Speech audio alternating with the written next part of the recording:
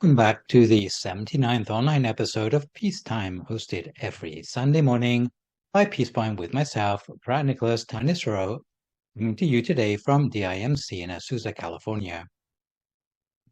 Last time you saw me, we looked at blessing number 37 on freedom from subtle defilements. With the Dhamma talk today, we arrive at the final blessing, number 38, on the blissful mind.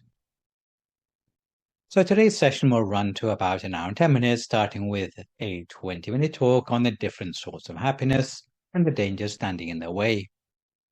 Then 40 minutes of meditation and 20 minutes on how to be happier on spiritual and worldly levels, and finishing up with questions sent in by viewers. Since ancient times, many notable philosophers and scholars grappled with the question of the features that distinguish humans from animals. So, right from King Solomon, through Plato, to the molecular biologists, neurobiologists, and neuropsychologists of the present day. For a long while, it was assumed that it was intelligence that set us apart. But we now realize that whales, dolphins, crows, parrots, and apes also possess high levels of intelligence. Next, we wondered if it were our self-awareness that makes us unique. Apes also show various degrees of self-awareness. Even our communication skills, although highly developed, are not unique, since whales, dolphins, birds, and apes all communicate using quite complex languages. Some have suggested that our capacity to feel and show empathy is uniquely human. However, a mother elephant will grieve over a dead calf, and the whole herd has been observed to commiserate with her. To ward off predators, even buffalo form a protective shield around a female giving birth. In short, we have become increasingly aware that all the supposedly human traits are millions of years old. Nonetheless, there are some characteristics of humans that are still truly unique and different from lower animals. Daniel Gilbert points out in his 2007 bestseller, Stumbling on Happiness, that the human being seems to be the only animal that thinks about the long-term future. Though a dog might plan for the near future, knowing when to wait by its food bowl or getting ready for an afternoon walk. But even if global warming is an existential threat to the silverback gorilla in the impenetrable forests of Uganda, they don't seem to have the capacity to get worried about it. Unlike humans, you don't get animals dying of boredom. So it seems that humans are the only species that has an awareness of the future and our place in the world. Humans also seem to be the only species concerned about extinction in the distant future. Other animals seem to be satisfied if they have fulfilled their urges of food, sleep, reproduction, and avoiding immediate death. But for human beings, even when these things have been fulfilled, they still crave for more, or they may get bored with it, as if a quest for meaning in life runs deeper than merely living in interesting times. Humans seem to crave for meaning or purpose beyond their immediate selves. Of course, there are many disastrous examples of people looking for happiness in the wrong places or by antisocial means, with expansionism, insatiable craving for power, money, or security being among the more externally focused obsessions people express. People fight for their obsessions because deep down they believe these things lie at the root of their happiness. Sometimes misplaced happiness can be a national phenomenon, but on a smaller scale, even brothers and sisters be at each other's throats over a family will. Most people confuse security with happiness, perhaps the happiness of guaranteeing the standard of living they have become accustomed to, of keeping up with the fashions, and being spoiled for choice. Take away any of these creature comforts, and besides trampling on a person's sense of security, by all the conventional definitions, you seem to be robbing them of their happiness. But even given rights, property, and a steady income, even with the best welfare system in the world, after 50 years, none of the security can stave off the torment of old age, sickness, and death. So you can see that the human is a curious creature. But even with material security, it is still impossible to be completely content with life. If material security were the basis of a happy life, then certainly millionaires would be the happiest people on earth. And the bottom line is that even those living in the top-ranking countries from the World Happiness Report still complain about that high tax rate they have to pay to finance it all. Myers and Diener reported in Scientific American that although Americans earned twice as much in the year 2000 as they did in the 1980s, the proportion reporting themselves to be very happy climbed from 35% to 29% over that space of time. There's nothing to indicate that the rich are much happier than those of average income. Another much-cited 2018 paper, published in Nature by Jeb, A. Diener, and Oishi, posed the principle of income satiation, whereby if income increases beyond $75,000 per annum, well-being no longer increases. Furthermore, the word happiness has become so severely devalued these days that although everybody is secretly looking for it, few people would openly admit it. And for most people, it is no more tangible than a mirage in the desert that tantalizes the thirst of a dying man.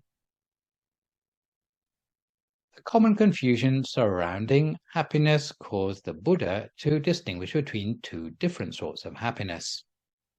The first sort of happiness described by the Buddha, which he called Samisa Sukha, is the happiness derived from being secure in material wealth. Capitalist society perpetuates the myth that the more you own, the happier you will be.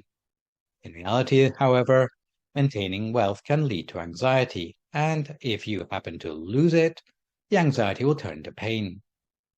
This is why the Buddha taught us to regard our possessions as only being on loan in our lives. The second and superior sort of happiness, which he described as Niramisa Sukha, is happiness that comes from inside us and which does not depend on wealth. This sort of happiness can be attained by practicing virtues like generosity, the precepts, or meditation. It's not a happiness that distracts us from our suffering, the happiness of overcoming our suffering. It is an expansive, enduring, and transformative happiness which we would want to share with others and which will eventually pave the way towards nirvana. A familiar example of such happiness might be when giving away something such as a gift exceeds the happiness of keeping it. Paired with this latter sort of happiness, what commonly goes by the name of happiness hardly even deserves to be called the same name. What most people call happiness is only a temporary distraction from the emptiness that seems to be the default setting in their lives. However, when a person starts to practice meditation, it gives the mind a new internal point of balance. Where before the mind was never satisfied without a very good reason, the mind will become bright and happy with a self-contained sense of contentment, something that's no longer momentary, but which can be sustained for long periods of time. It's a happiness that makes us see others as our friends instead of as our competitors, friends with whom we would like to share our happiness. The more content we are with our state of mind, the stiller the mind becomes, and the stiller the mind becomes, the more happiness arises.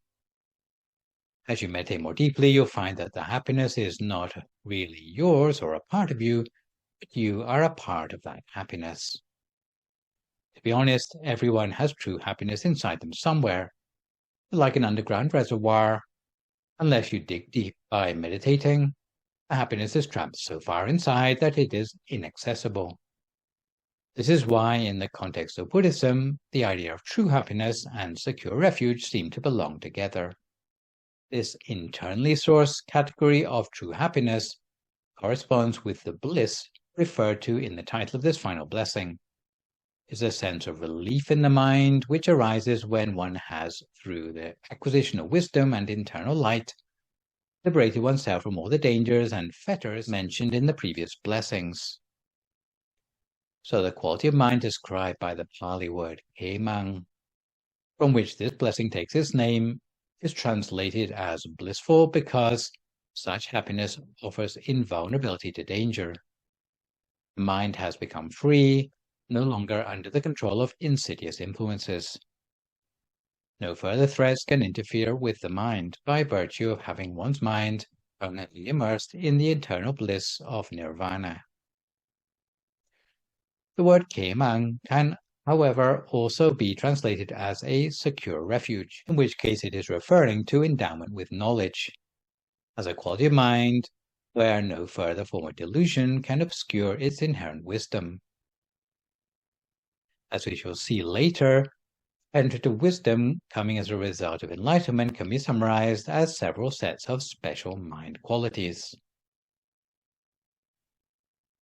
We often hear the ironic aphorism, ignorance is bliss, or what you don't know can't harm you. When we try to understand this final blessing, neither saying would seem to ring true. Since happiness is not synonymous with physical security, it would seem that happiness is more closely linked with the knowledge needed to remove the unknown from one's spiritual destiny. Besides being the final blessing of the series, the subject matter of this blessing is considered the ultimate goal of the entire 38 blessings, like a destination reached safely by a traveler or a far shore reached safely by a mariner. It is a relief because throughout our journey we have been threatened by dangers waiting to jeopardize our journey. In the darkness of ignorance, we might not have appreciated how many potential dangers surrounded us. But even in our unknowing, there was fear. But as we kindled that inner brightness little by little through our meditation, the darkness of unknowing was gradually dispelled. No longer mysterious, the dangers that lurked in the darkness were gradually vanquished along with the darkness, until we could reach a safe destination. The darkness in the mind that we are dealing with, which the Buddha would say has been with us for innumerable lifetimes, is the darkness that holds us back from answers to the eternal questions such as, why were we born? Where have we come from? Or what is the meaning of life? Or when we die, where do we go? Without answers to the fundamental questions that give meaning to life, the assumptions on which we base our life were formerly no more than guesswork. If we were lucky, our guesswork paid off. If we were less lucky, the errors we made only served to deepen the shadows. So the true happiness we're talking about in this blessing is a direct result of having achieved a refuge from all the potential dangers in the mind. We can divide the dangers from that inner darkness into two main categories that are equivalent to the categories of suffering we encountered in Blessing 33. Firstly, we have built-in danger, which means that everyone without exception coexists with dangers since the day they are born. Dangers which everyone is destined to encounter sooner or later in their lives, and even our fear of them can hamper our efforts to cultivate good deeds in our lives. These dangers correspond to the danger of birth, or jati phaya, the danger of old age, or chara phaya, the danger of illness, or payati phaya, and the danger of death, or marana phaya. Next come the mitigable dangers. Apart from the inbuilt dangers, we still have to endure the external dangers encountered in our everyday lives. The dangers might come in the form of people such as fools, false friends, abusive husbands, manipulative wives, or bad neighbors. The dangers might come from natural disasters such as flooding, earthquakes, volcanoes, or wildfires, or they may come from the outcomes of unwholesome karma we have stored up for ourselves from the past. The good news for the second category of dangers is that forewarned is forearmed. These dangers are sometimes summarized as 4 sorts of shackles or yoga, which keep us prisoner in the 3 realms of existence. The shackles are not physical, but act by limiting our access to wisdom in the mind. There are 4 different sorts of shackles. Firstly, there is the shackle of sensual indulgence or Kama yoga. As long as we are still partial to hearing seductive music, tasting delicious food, wearing well-cut clothes, ogling beautiful photos, touching plush upholstery, this shackle will tightly bind us, ensuring that we never stray from the sensual sphere in our future lives. Secondly, there's the shackle of attachment to the absorptions, or Bhava Yoga. This shackle may occur when we become attached to our mental attainments at the level of the form and formless absorptions. As soon as a person breaks free of the shackle of sensual indulgence, they will usually be ensnared by this one instead. If one dies while still caught in this shackle, instead of being able to go to nirvana at death, one would be reborn in the Brahma worlds. Thirdly, there is the shackle of views, or Ditthi Yoga. This is being entrenched in one's own erroneous views, such as believing that one has no debt of gratitude to one's parents, believing in the non-reality of this world and the next, or believing one can escape suffering just by performing rites and rituals. Such views only add to the darkness in the mind, obscuring reality. Lastly, there's a shackle of ignorance, or Avijja Yoga. This is imprisonment in one's own delusion that prevents one from realizing the Dhamma, or the truth necessary for attaining enlightenment. One's ignorance is the result of a deficit on internal illumination, not being able to discern the path to self-liberation. So ignorance is counted as the fourth of the shackles. Whenever a prisoner is released from detention and regains freedom, the relief is not just emotional but also physical. In the same way, those who attain nirvana, who have escaped the touch of all defilements and fetters, will also have a mind suffused with bliss. So happiness is not so much about changing the circumstances as transcending them. There's an account in the Sakamāna Sutta of the Samyutta Nikaya that describes a scene where the Buddha was sitting in a forest glade during the midday rest period. The large gathering of forest animals, and the sound of all their cries was a fearful racket. One angel objected to the horrendous sound, finding it got on their nerves, saying, "When the noon hour sets in and the birds have settled down, the mighty forest itself murmurs. How fearful that appears to me." However, hearing the same sound, the response of the Buddha was completely different. He declared, "Even when all the forest animals gather together at lunchtime and make such a noise, I am still happy, because after my arms round and having eaten, it is my time of meditation." So it would appear that what constitutes true happiness makes such a difference to a person that even perceiving the same things as the next, one's understanding of reality has been transformed to make one respond to it in the most positive manner appropriate. So now that we are a little more well-informed by the nature of inner happiness, let's see if we can free the mind from its shackles by settling ourselves down for 40 minutes of meditation, which today is a recent live recording of the track entitled "The Diamond Brightness of Eternal Youth." If at this time you would like to find a comfortable sitting position for yourself as you listen to my guidance.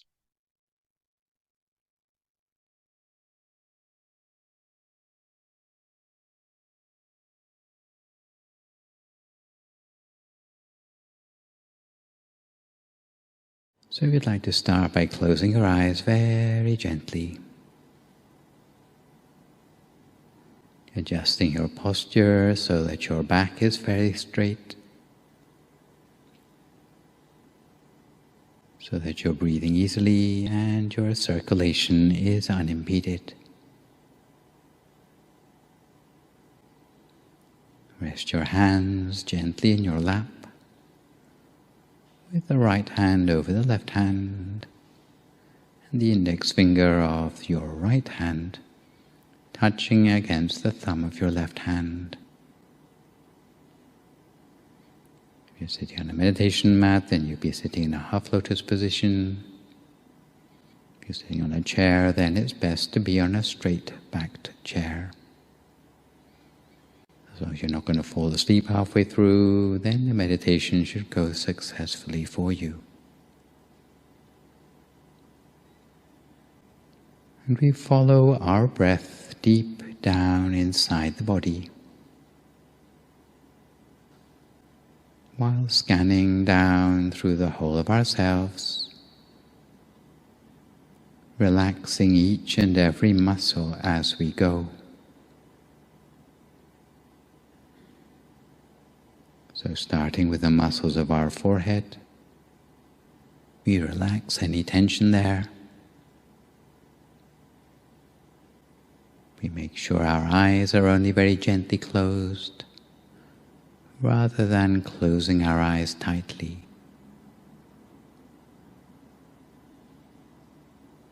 We let the muscles of our face become soft. We relax our jaw, being particularly careful not to clench our teeth together.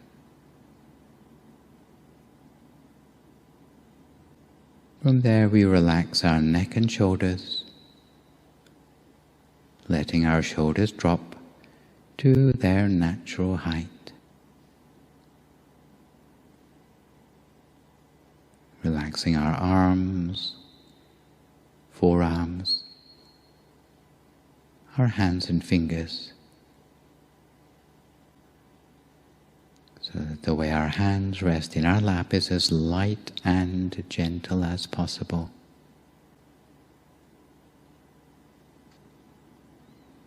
Then continuing on down, we relax the whole of our torso, whether it be our chest, trunk, or our abdomen.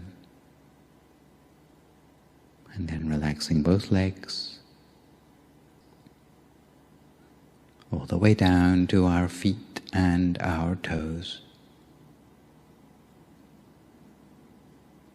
until we feel satisfied that no part of our body remains with any sort of stress or tension anymore.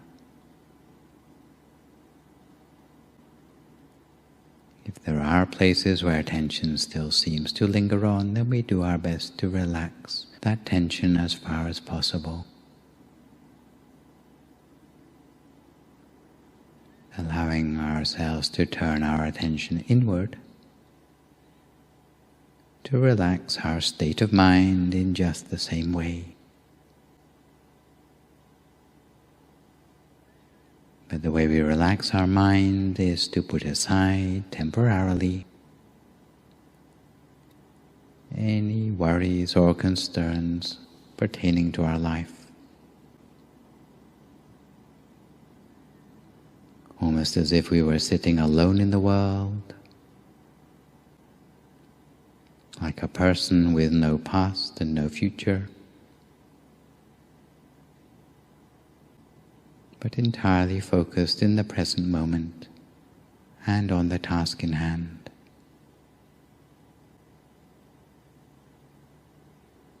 So we conjure up a sense of well-being within ourselves, as if well-being were made up of tiny particles of happiness and joy that seem to grow and spread inside us, to fill the whole of our body and mind.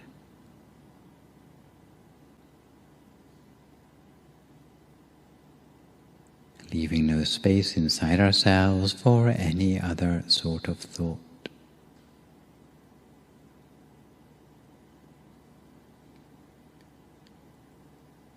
And when we feel relaxed and refreshed, both in body and in mind,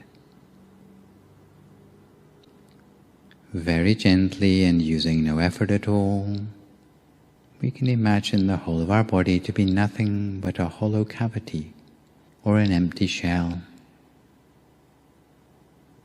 Alternately, you might prefer to think of your body as being like a transparent bubble with nothing on the inside. And within this empty space of our body, somewhere around the level of our diaphragm, is a place where the in-breath will go to the deepest point inside, before turning around to come back out as the out-breath. It's exactly the same point that we are particularly interested in as a focus for the mind, this turning point for the breath, where the breath pauses just for a moment between the in-breath and the out-breath. You can also think of this place as being like a source of peace from within. And the more we allow our awareness to familiarize itself with this point, the more the mind will start to pick up on that sense of peace and tranquility from within.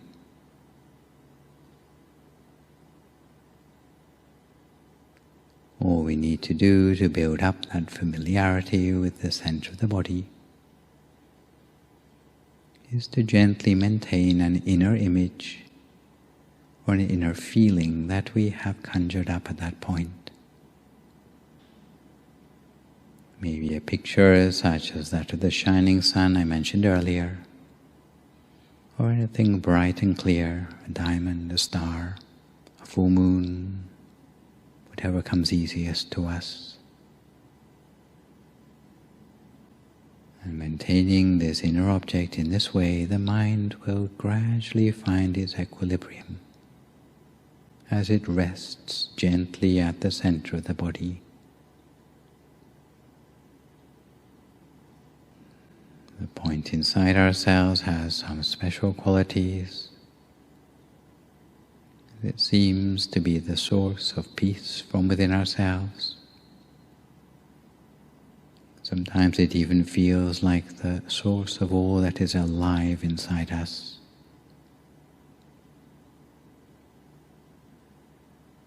And certainly it has the quality of always being bright.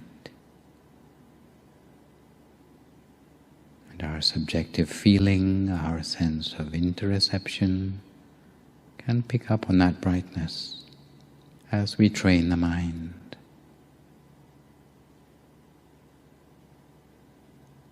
But the way we can approach that ability to pick up on the inner brightness is by concentrating more on the inner feeling, on what we feel rather than asking questions why.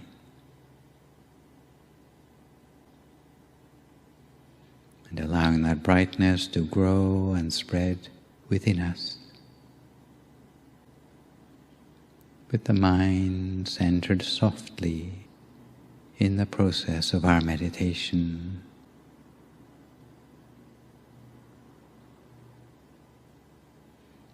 Every time the mind is at the center of the body, it's like reconnecting with that inner spark of life.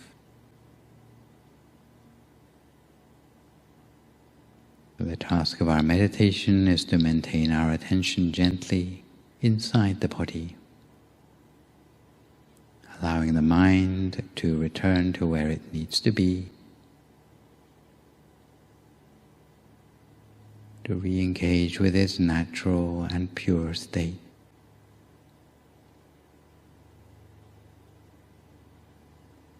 If we get the balance just right, if we hit upon the sweet spot in our meditation, then we'll have a sense of expansion outwards from that central point. And we allow the volume of brightness to expand and enlarge outwards towards an endless horizon in all directions all around. Enlarging without limits, radiating forever outwards, amid the feeling of contentment. And although the point at the center of ourselves may remain always the brightest place, but the brightness radiates outwards without limits. It's almost like a diamond-like point of brightness at the center of a general illumination within us. Diamond-like sparkling in the center, full moon brightness on the periphery. allow the brightness to envelop us, while touching our attention gently at the most precious, diamond-like brightness at the center of ourselves. Sometimes in the context of Tibetan tradition we may have heard the chanting Om Mani Padme Hum, the diamond brightness at the center of the lotus. And with our meditation also, it's as if the very center of ourselves is a diamond-like point from which the lotus can gradually blossom outwards. We allow our mind to rest gently at the center of the body, while remaining connected with the brightness all around. Immersing ourselves in this inner feeling, sense of serenity, youthfulness. And although in the back of our mind we may be aware that our physical body has to deteriorate over time, but there's a sense of the mind always being forever young,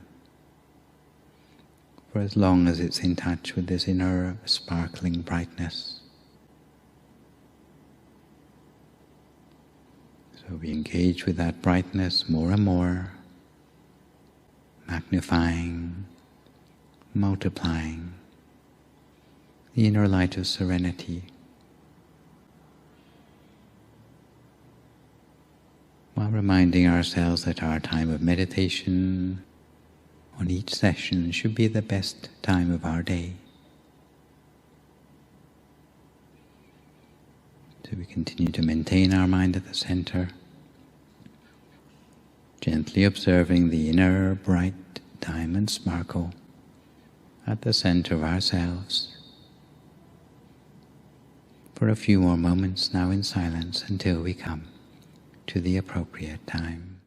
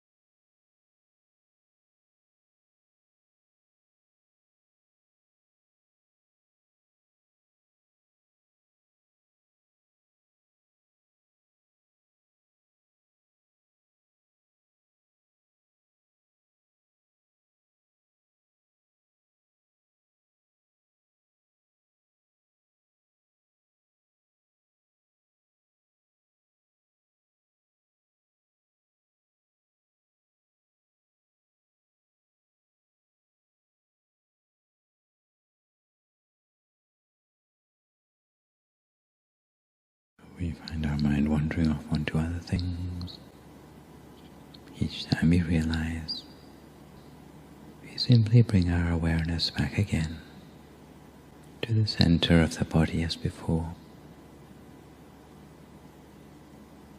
bringing it back for as many times as it takes to build up that sense of connectedness between our mind and that special place at the center of ourselves. If we're new to meditation, we need to be quite persistent in bringing the mind back,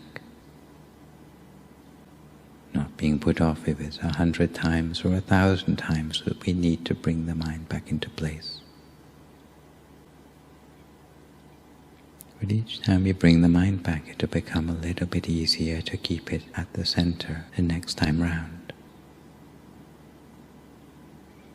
until having the mind in place becomes almost second nature to us.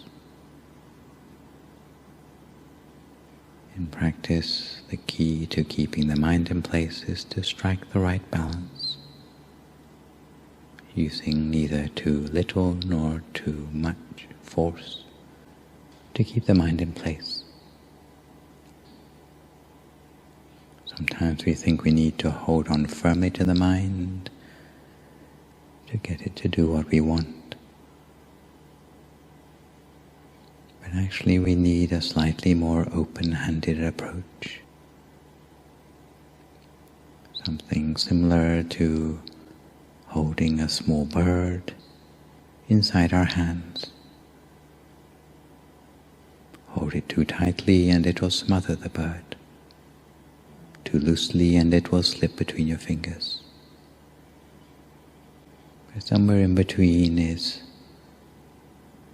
a sort of happy medium by which the bird can remain safe within our cradled fingers. And it's finding this sweet spot in our meditation that is really the key to the mind being able to go deeper at the central point. If thoughts return, we do our best to ignore them. If there are too many to ignore, then we can make use of that traditional mantra, hearing the sound of the words Samma Arahang, Samma Arahang, Samma Arahang, coming up as if from that central point, with a silent but resonant quality to the sound. We continue in this way lightly and gently for a few more moments in silence until we come to time for our loving kindness meditation.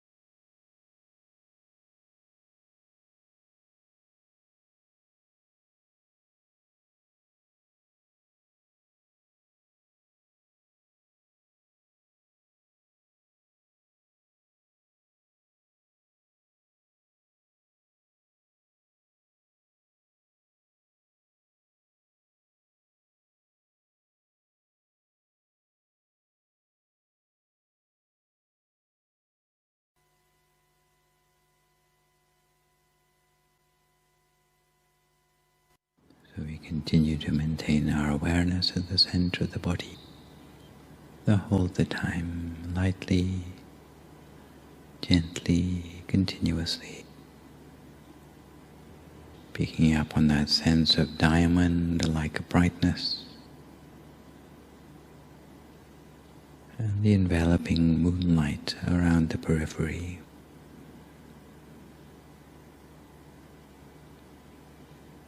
And by placing our mind very gently at the center of that diamond brightness, we can share the brightness further outward still, for the benefit of all around us. The way we can share that inner brightness as a loving kindness is initially to allow the brightness to fill the whole of ourselves with the wish that we be well and happy, free from all suffering, with the full force of forgiveness for ourselves.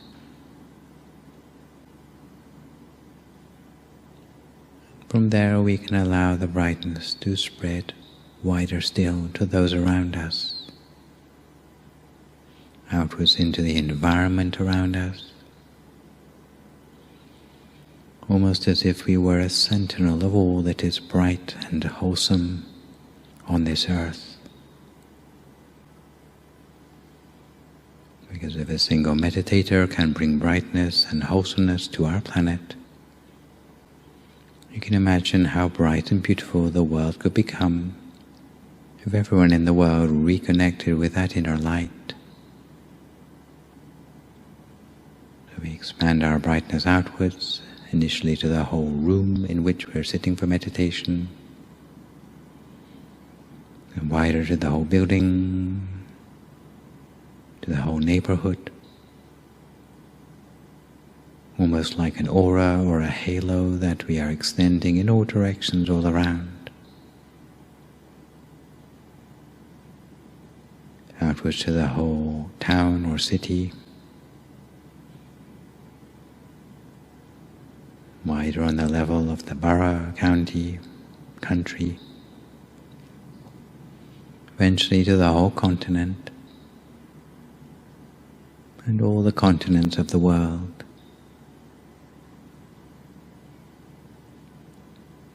until our brightness extends across the entire face of this planet, with a sense of compassion and forgiveness for all, no matter who or what they may be, until the brightness feels infinite, growing and expanding wider, together with its brightness throughout the world,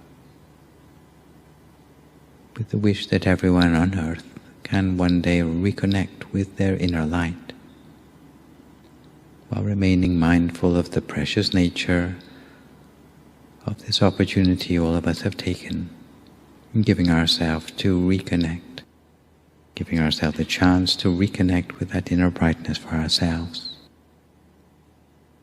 We continue to gently maintain the mind at the center, harnessing that inner diamond brightness and spreading it outwards as the full moon brightness, as far as we can for the last few moments of our meditation practice in silence.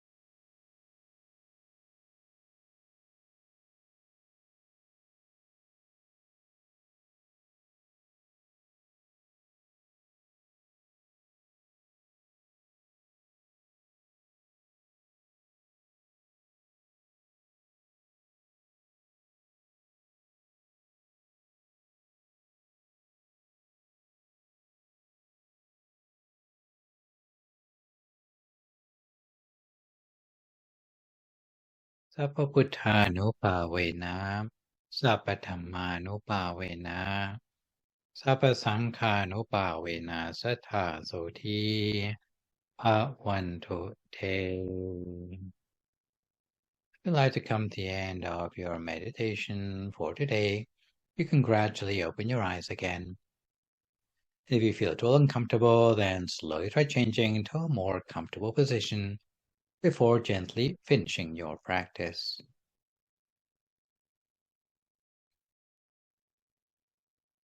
So to return gently to our subject matter of the blissful mind for today, it would seem that some people, even without hearing a talk on the 38 blessings, seem to just ooze happiness. They always seem to be able to smile, have fun, and shake off negative emotions. Of course, cheerfulness is not the same as bliss, but scientific research has pointed to some ways we can choose to ameliorate happiness levels in life. And I do say scientifically proven because, of course, every commercial tries to make out that their product is the one thing holding us back from happiness and contentment in life. So some things which we can easily change to boost happiness levels on a certain level in our lives fall into three basic recommendation categories: dietary, exercise, and behavior modification.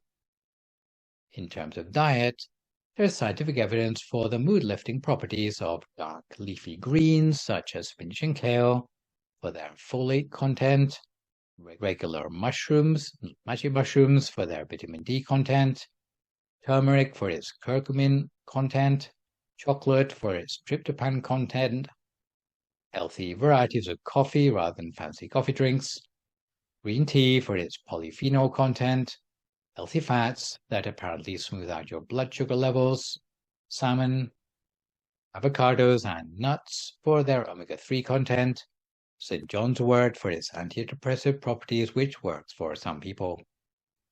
Also recommended if you're going to eat comfort foods like carbs as a mood pick-me-up, it's best to snack in the afternoon.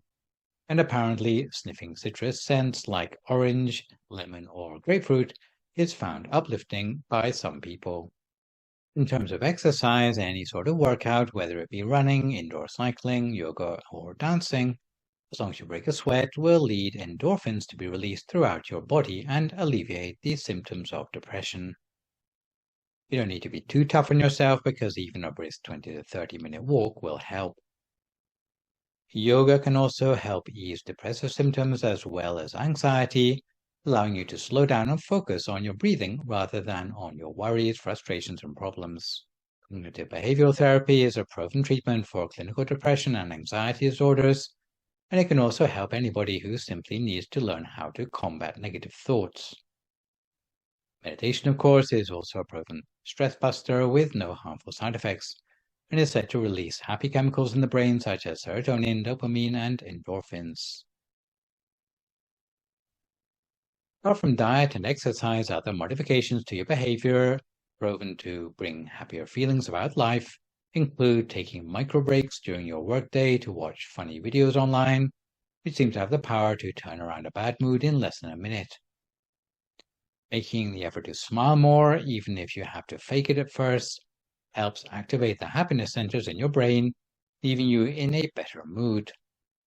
Some claim that it takes 43 muscles to frown, while smiling uses only 17.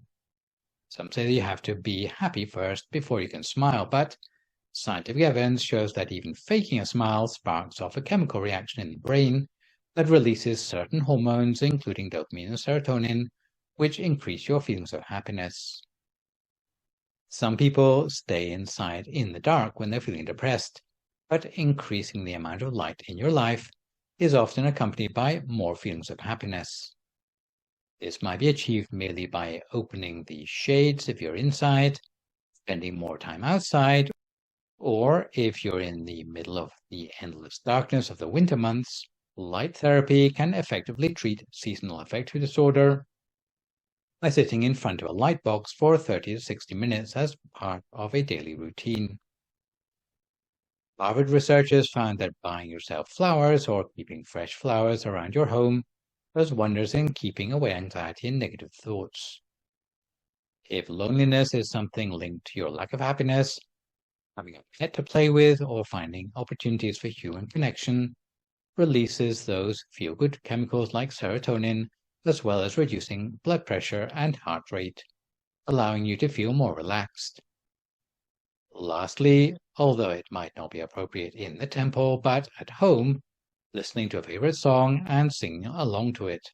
Apparently, the sense of nostalgia releases the feel-good chemical of dopamine in your system. But going deeper than superficial happiness, true happiness should be about more than merely feeling secure in yourself and in your identity. In this connection, there are different sorts of mental attainments an enlightened person accumulates as a tool by which they can uncover the mysteries of the world and gain the ability to impart this knowledge to others. For arahants who become enlightened, these abilities are developed to a greater or lesser extent, allowing the invisible to become visible to the mind. All arahants develop the basic minimum of knowledge of an utter end to defilements, but others, like the Buddha, develop the threefold supranormal knowledge, the sixfold superpowers, or the eightfold knowledge. As the threefold and sixfold sets are subsets of the eightfold supernormal knowledge, I'm just going to detail on the 8 supernormal knowledges. In addition, some arahants attain what is known as the fourfold analytical insights, which are useful for imparting knowledge to others. So, the eightfold supernormal knowledge, or vichā, is a way of describing the byproducts of the wisdom of the enlightened one. It consists of insight knowledge, or vipassana jnana, mental powers, or manomayiti, supernormal powers, or iddhiviti, which, to clarify, means the ability to perform certain miracles to change the nature of objects, such as floating in the air, transmuting the body, enlarging or shrinking oneself, or making oneself invisible. Then we come to supranormal audition, or dipasota, which means being able to hear sounds not audible to others. Reading the minds of others, or cetopariyayana, the ability to recollect one's own previous existences, or pulpe nivasa nusatiyana, the ability to recollect the previous existences of others, known as dipachakku or chatupapatayana, and finally the knowledge of an utter end to all defilements, or asavakaya jnana. For the eightfold supernormal knowledge, the first 7 are worldly or lokiya accomplishments, the 8th alone being the transcendental or lokuttara. This means that the knowledge of reaching an end to all defilements can be achieved by authentic attainment and is impossible to fake at lower levels of attainment. As for the other abilities, sometimes they are found in those who have a lesser attainment. As for the fourfold analytical insights, or patisampita, these are mental abilities concerned with the teaching of the Dharma to others. They are attained by those who have reached an end to defilements and comprise, firstly, analytical insight into consequences, or atta patisampita, which means mastery of the ability to enlarge upon any subject of the Dharma in detail. Then, analytic insight into causes, or Dhamma patisampita, which means mastery of the ability to summarize any subject of the Dharma without losing the core meaning. Then, analytic insight into language, or nirutti patisampita, which means mastery of all forms of human and animal communication. And finally, analytical insight into wit, or patikkana patisampita, which is mastery of the ability to think on one's feet and answer Dhamma questions on the spot. All these sets of supernormal knowledge are fruits which may accrue to a greater or lesser extent to those reaching the upper echelons of enlightenment. In conclusion, there are many teachings in Buddhism that are just descriptive or philosophical, which are merely good to know but may not of themselves reduce suffering in your life. The 38 blessings, though, can be regarded as a, if not the, definitive core set of pragmatic teachings in Buddhism. We should therefore try to put all 38 into practice. because if we practice in earnest, before long we will be able to avail ourselves of the true knowledge and happiness at the core of Buddhism, and have a knowledge of the supernormal in the footsteps of the Buddha and all the Arahants. If we practice more and more, we will start to have more answers than questions on the existential aspects of life. We begin to know for ourselves our purpose in life, and as we follow the examples set by the Buddha in practicing virtues, throughout the series of 38 blessings, we will be able to embellish our practice with more nuanced aspects of the Buddha's teaching. The Buddha once gave a teaching in the Simsapa forest called the Simsapa Sutta, where he picked up a handful of leaves and asked the monks which was the greater amount of leaves, those in his hand or those on all the trees in the forest. The monks replied that the number of leaves in the forest was greater. The Buddha concluded that even so, the teachings he had made manifest, in other words, the pragmatic practices of the 38 blessings, were equivalent only to the leaves in his hand. But what he had not taught, also Dhamma, but not directly relevant to the release from suffering, were as numerous as all the leaves on the trees in the forest. Consequently, even having come to an end of the 38 blessings, there is much more to learn. You might consider those extra teachings could be considered superfluous to the task of overcoming suffering, but they may be useful if you want to know more than the core teachings of the 38 blessings, and I would encourage you to keep studying now that you have the 38 blessings as your point of reference. So finish off today with a quick Dhamma story relevant to the connection between enlightenment and happiness. Once during the time of the Buddha, a king called Mahā-Kappina, with his queen Anucha, reigned in the frontier kingdom of Kukutawati. King Mahā-Kappina was very motivated to meet up with the Buddha and learn his teachings. Consequently, every morning Mahā-Kappina would send out messengers from the 4 gates of his city to seek news from passing traders as to the arising of an enlightened one in the world. One day after the Buddha had arisen in the world, a group of traders from Savatthi were visiting Kukutawati. They informed King Mahā-Kappina of the arising of the Buddha. Just hearing the word Buddha, King Mahā-Kappina was deeply moved to the point that he fainted on the spot. When he came round, to be sure he had heard correctly, he asked again, and the traders mentioned the word Buddha a total of 3 times, the king falling into a faint every time he heard the word. And the same thing happened when the traders mentioned the arising of the Dharma and of the Sangha. So in the end, he fainted a total of 9 times. Without further hesitation, the king ran out of the throne, and after rewarding the merchants handsomely, left the palace in search of the Buddha, accompanied by all his courtiers. The group set off in the direction of Savatthi, but blocking their path were 3 deep rivers, which they must cross on horseback: the Aravacha, the Nilawahana, and the Chantapaka. Each time they reached the bank of one of these rivers, Mahā-Kappina would make an act of truth, declaring, "If the teacher whom we seek is truly a fully enlightened Buddha, let not even the hooves of our horses be wetted by the crossing of the river." Miraculously, each river became temporarily solid like ice, allowing Mahā-Kappina and his courtiers to cross to the other side. In this manner, they crossed the 3 rivers. In his meditation, the Buddha perceived Mahā-Kappina's approach and traveled through the air to the banks of the Chantapaka River, where he seated himself under a banyan tree, facing the direction of their approach, and sent forth radiance as a signal to Mahā-Kappina. When Mahā-Kappina and his courtiers met up with the Buddha and had paid respect, the Buddha taught them until they became arahants, joining the order of the monks. Meanwhile, Anucha and her courtiers renounced the world in a similar way, and crossed all 3 rivers, as their husbands had done, to meet the Buddha.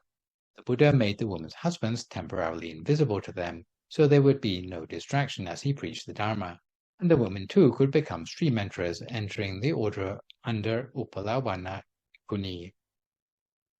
Mahā-Kappina spent his days in ecstasy of deep meditation, and was so full of happiness that he constantly repeated the words, "Oh the happiness, in Pali, Aho Sukhang, which led the other monks to the mistaken conclusion that he was pining for the pleasures of kingship that he had left behind, until the Buddha dispelled their doubts, explaining that the happiness of attaining arahantship is beyond compare, happiness beyond what anyone can keep to themselves. So today we have a question sent in by one of our viewers, Nancy Jane Richardson of Lincoln in the UK. So here comes the question. The phenomenon of precognition features prominently in science fiction, and I was wondering if it is also mentioned in the Pali Canon. Philip K. Dick and possibly others have reportedly seen premonitions of their own deaths. Philip K. Dick wrote a letter recalling how in a hypnagogic state he saw underwater cities and then a scene showing a man lying face down between a coffee table and a sofa. About 7 years later, this actually happened to him, and he was found in his apartment lying between the coffee table and the sofa due to a stroke. And in spite of being taken to hospital, he died shortly afterwards from another stroke. Sitting Bull and Crazy Horse also reportedly had precognition experiences in their lives, where they saw the outcomes of many battles. Philip K. Dick even saved his own son's life by what he called a pink beam insight, alerting doctors even though his son showed no outward symptoms, realizing somehow that his son needed life-saving treatment for an undiscovered malady. The defect, which the doctors had completely missed, was later confirmed with the diagnosis of a congenital hernia. So what I'd like to ask is whether Philip K. Dick and Sitting Bull had some special karma of clairvoyance that allowed them to see the future accurately. Secondly, if what they saw was going to happen before it happened, does it mean that it was fated to happen? Thirdly, Philip K. Dick often described the phenomenon as recalling the future, and claimed his pink beam experience allowed him to remember back for 2,000 years. I remember time is understood as cyclical in Buddhism, but is this sufficient to explain why precognition would be possible? Could it be the case that the geometric fabric of the human realm, and maybe all the realms, repeats itself every 2,000 years? Hi Nancy, and thank you for your question. The people you mentioned, the ability to have clairvoyance may have been carried over from previous life meditation efforts, giving them the access to those intermittent precognitions. The short answer to your question is that people of high merit tend to know in advance when they're going to die, and the Buddha was one of these. The Buddha knew 3 months in advance that he would die, but was unable to change this owing to the lack of an invitation from the Venerable Ananda. Also, the great abbot of Wat Phra Nam knew of his death 5 years in advance, and had the opportunity to set up a succession plan as a result. What the Buddha or enlightened ones saw by what is known as the divine eye or Dipacakku is how karma will give its results in the future. Precognition is recognized in Buddhism because it's included in the 3 jhanas of knowing past, present, and future from the Digha Nikaya's Dasuttara Sutta, and future phenomena or Anagata Dhamma are also acknowledged as a thing in the Abhidhamma funeral chanting. I think the message to take away is that although the future can be seen, sometimes with that knowledge comes the realization that it is possible to amend what people have coming, which is usually karmic retribution that can be averted, but sometimes this is not possible. A person with future knowledge would also know the options available. It is unrelated to the 2,000-year cycle you mentioned because although the world may come into being and then deteriorate, the line of karma and its outcomes for individuals just keeps going forwards. So this session I've introduced to you Blessing 38 on the blissful mind. So for my next live session online, which will fingers crossed be a week on Sunday morning, we'll move on to a new set of topics, possibly the suttas in my illuminated text course. For good measure, I'd like to remind viewers that you can email your questions about meditation or what you've heard in the lecture to the email address that you can see spelled out in the slide. I'll do my best to answer these on my next session. In the meantime, try to avoid recklessness or complacency as we continue to deal with the knock-on health and economic effects of the pandemic. Maintain a positive mood, speak only positive words, forgive others, extend good wishes to others, and meditate daily. Hopefully, as a result of today's session, you will feel more inspired to channel the authentic happiness in the mind. So for today, this is me, Phra Nicholas Thanissaro, signing off for now. So long, folks, and stay safe.